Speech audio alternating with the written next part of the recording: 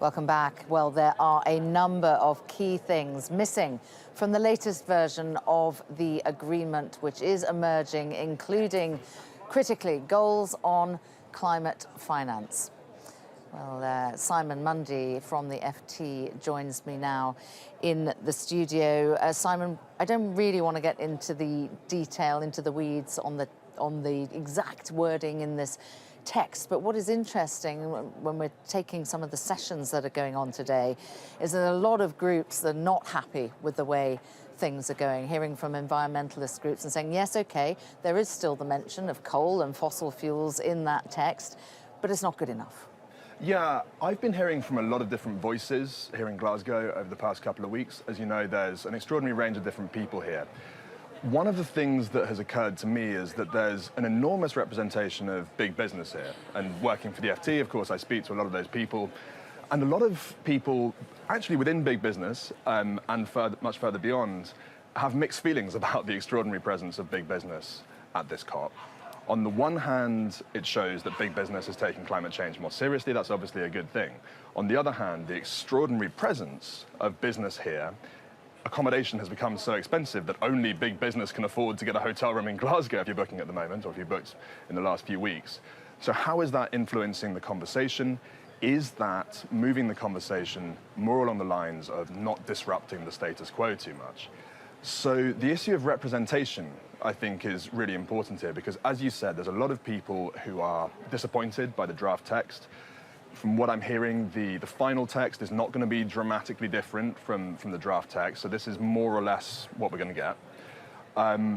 It's not ambitious enough, right? We are still, even after this text, we are still way off course for where we need to be, at a time when people, predominantly in the developing world, are already losing their lives in large numbers. So something that's occurred to me is if we had better representation from the developing world, which is where most of the world's population lives and which is being worst affected by the impact of climate change.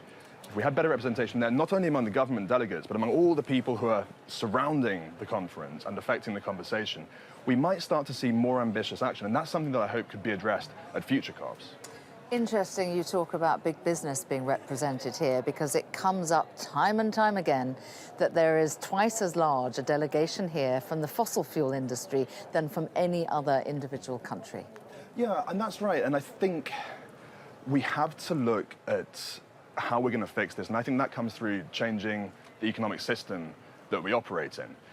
I think it's understandable that people want to criticize very strongly certain individuals and certain companies in the fossil fuel industry and criticize perhaps their participation in the conversation, certain contributions that are made there. I think that's fair. But I think if you were to get rid of an individual fossil fuel CEO or even a whole fossil fuel company, we still have much the same problem because the system is one that does not, for example, put a proper price on carbon emissions. You and I can drive a petrol-powered car, we can fly, and we're not actually paying a price for that reflects the economic cost of the carbon that goes into the atmosphere. Who is paying the cost? It's people predominantly in the developing world, some of whom I met on a recent book project I was doing, people who are already losing their homes and in some cases losing their lives. So we need to fix this market failure. The market system that we have is out of date.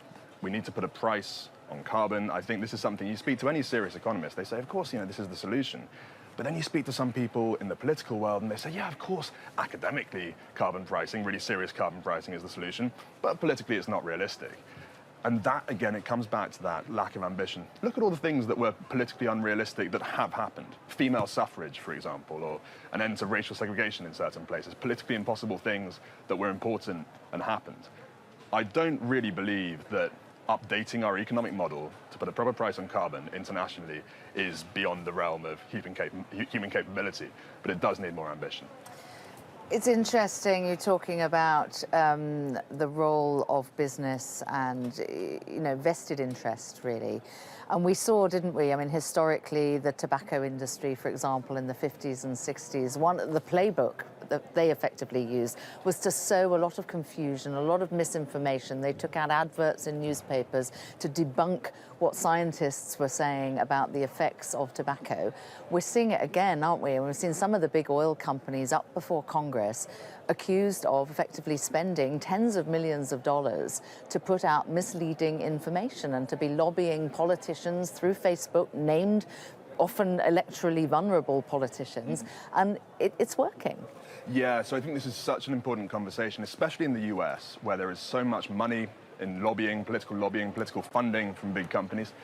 There's a great book that I plug at every opportunity. It's called The New Climate War by a scientist called Michael E. Mann. And he talks about the evolution of this conversation, the evolution of the tactics and strategies that have been used by big companies, vested interest largely in the fossil fuel industry. And he says that it's changed. So the old climate war, as he puts it, was basically trying to undermine the science. It was publishing nonsense pseudoscience that would pretend that humans were not responsible for climate change.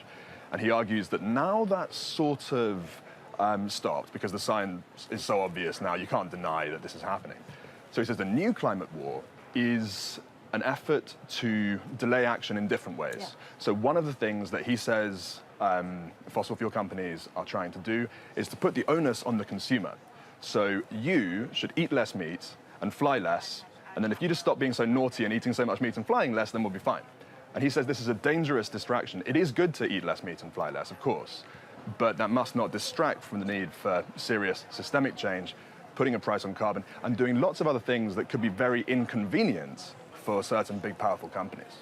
I made a podcast with Michael E. Mann not so long ago, and one of the other things that comes up in his book, and we really enjoyed talking about, was the role of the youth movement.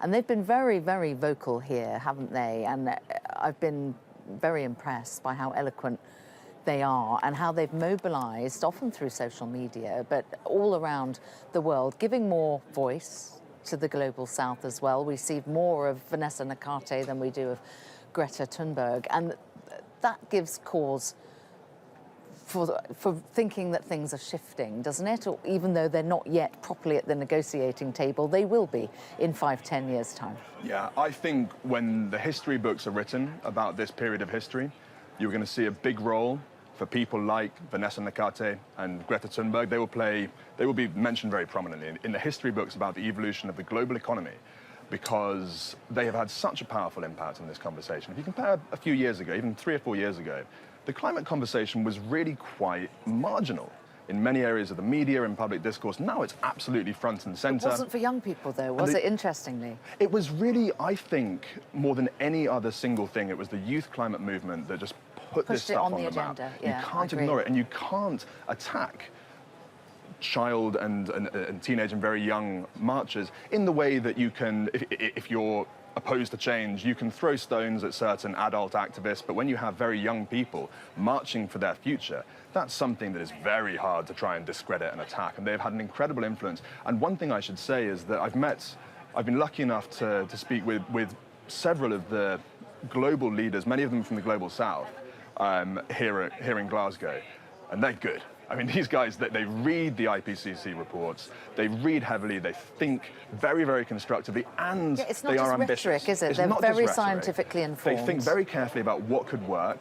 They are realistic about what could work, but very ambitious, and much more ambitious, and in many, many cases, much more knowledgeable than people in powerful positions in politics and business that I've met. And I do think they're setting an example for how the rest of us should approach this, and it's been a privilege to meet several of them here. I could not agree more with you on that. Okay, Simon Mundy, thank you very much indeed for joining me in the studio. I'm going to take